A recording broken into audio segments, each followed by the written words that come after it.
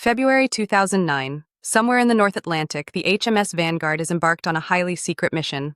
On board, it carries an undisclosed and potentially dangerous number of tactical nuclear weapons. It's the largest submarine in the British Royal Navy, and it hasn't surfaced for several weeks now. The submarine moves slowly and silently through the dark waters, maintaining radio silence. Suddenly, a deafening bang shatters the calm. It's hit something very large. That something was the Triomphant, a French Navy submarine that was badly damaged in the collision. This sub also carried nuclear weapons. According to British and French military reports, both subs were accidentally in the same area and unfortunately collided. Experts estimate the odds of two submarines being in the same spot by chance at 1 in a million. But whether by chance or not, the two definitely didn't intend to damage each other. The problem is, these particular subs are basically invisible underwater. They can stay submerged for months and during that time are almost impossible to detect. Let's compare that to a German submarine from the 212A. These are the most advanced subs in the Navy. They can only stay underwater for about 2 to 3 weeks. After that, they have to surface because they run out of one of 3 vital things: fuel, oxygen, or food. These 3 are always necessary. Subs like those used by Germany in World War II were mainly limited by oxygen. They had a diesel engine and actually enough fuel on board for long dives, but like any combustion engine, a diesel engine needs more than just fuel. It also needs oxygen, and of course the people inside the sub need oxygen too to breathe, so the engines could only run on the surface where there was enough oxygen. To still be able to dive and not just build a useless cylindrical ship, they had big batteries that were charged by the diesel engine. But underwater, these batteries only lasted a few hours, and at full speed, a bit more than half an hour. Surfacing like that made the subs extremely vulnerable.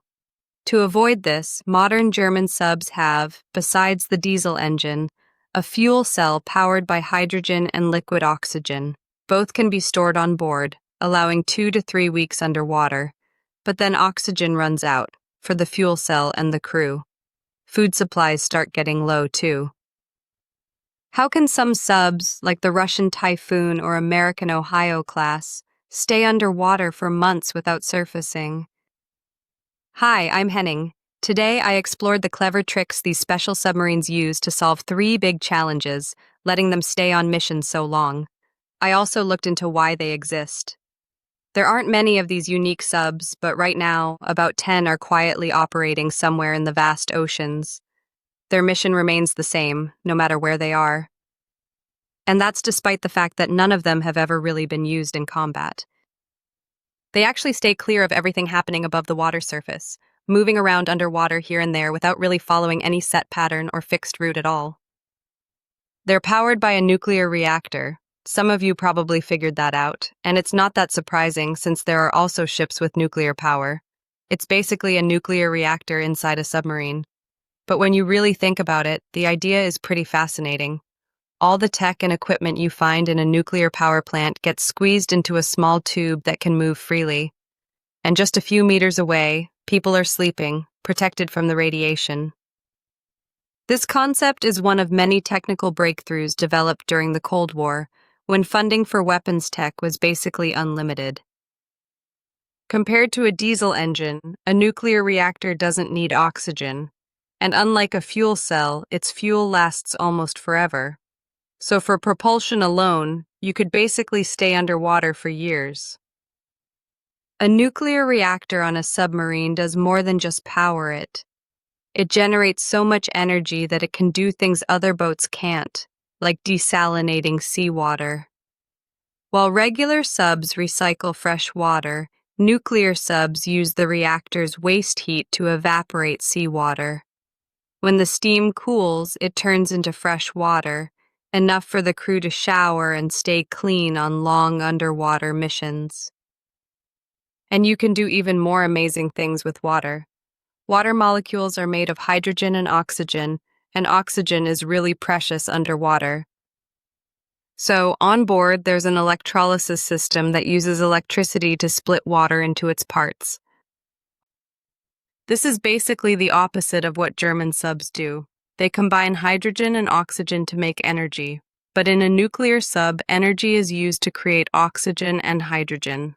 This huge energy waste is only possible because they basically have unlimited power. And that's how the oxygen problem was solved. I could probably talk forever about the technical details of how all this works, especially how it fits into such a small sub. On land, nuclear plants, desalination, and electrolysis systems are massive structures. If you want more tech videos from me, drop a comment. Now, on to the third point, feeding the crew.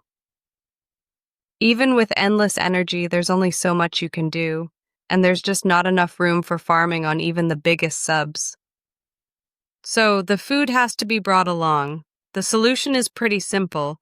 These submarines are massive, huge compared to all others. It's hard to imagine since you can't even see a sub fully in the water, but it's basically a skyscraper that can swim. And in a skyscraper like that, you can store tons of food. In the first days, the galley even stocks fresh food like fruits and veggies. After that, it's mostly frozen stuff.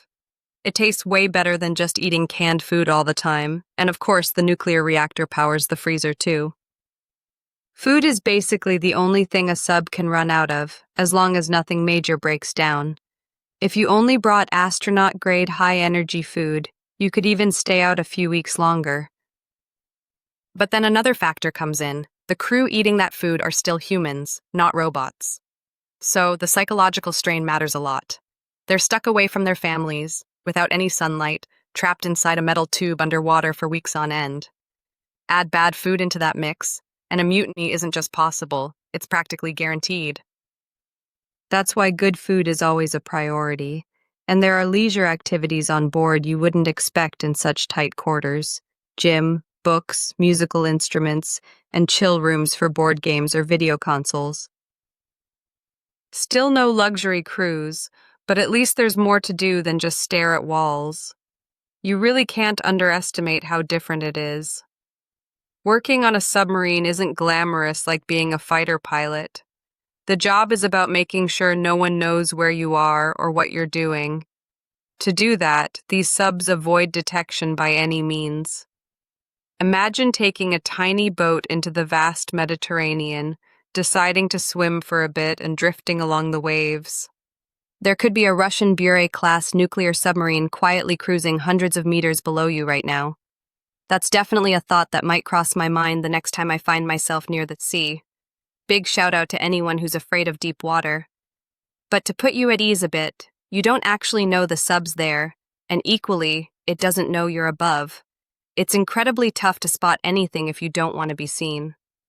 A submarine is like a toddler who covers their eyes, hoping no one will see them. Only unlike the toddler, this actually works really well.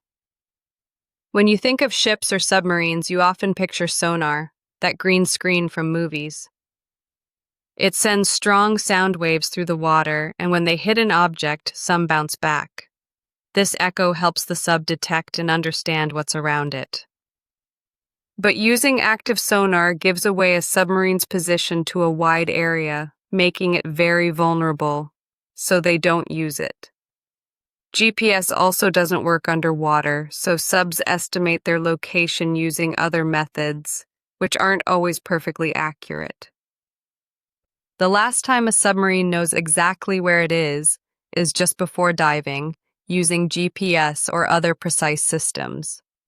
Once underwater, it switches to an inertial navigation system, which uses highly accurate gyroscopes and accelerometers to track its direction and movements continuously. Imagine standing up from your desk or sofa, closing your eyes, and trying to walk to the kitchen without touching anything around you, because touching would give away your location. All you can do is silently count your steps and hope you don't bump into a wall. Obviously, I'm not responsible if you do. Submarines measure their movement so precisely that even after weeks underwater, they can still estimate their position fairly accurately. And all of this careful navigation is done to stay completely undetected. But that's not even the whole story. Those panels you see on a submarine's outer wall aren't metal, they're rubber. Both to fend off regression noise and to dampen sounds from inside. The crew has to act accordingly. Instead of the usual heavy military boots, the sailors wear quiet slippers. Anything that might clatter, like cutlery or pots in the kitchen, has to be stowed away silently. In serious situations, commands are even given in whispers. To hide, the sub also uses deep-sea trenches to dive into, or hides near heavily trafficked shipping lanes. It sounds odd at first, but cargo ships really don't bother being quiet, which makes submarines even less noticeable.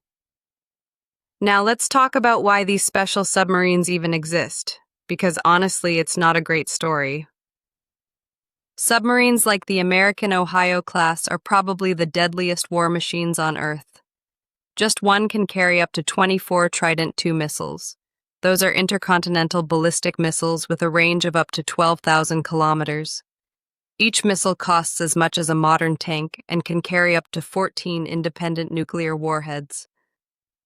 Each warhead packs 6 to 7 times the blast power of the Hiroshima bomb. Altogether, that's a theoretical max of over 50,000 megatons of TNT equivalent, capable of incredible destruction. The submarine can launch missiles without surfacing. Once ordered, officers disable safety systems and enter precise target coordinates. The missile shoots out of the tube underwater using gas pressure. After traveling about 10 meters below the surface, it ignites its first stage, breaking through the water to start its path toward the target. With further rocket stages, it climbs up to 200 kilometers high, 100 times higher than a normal airplane flies.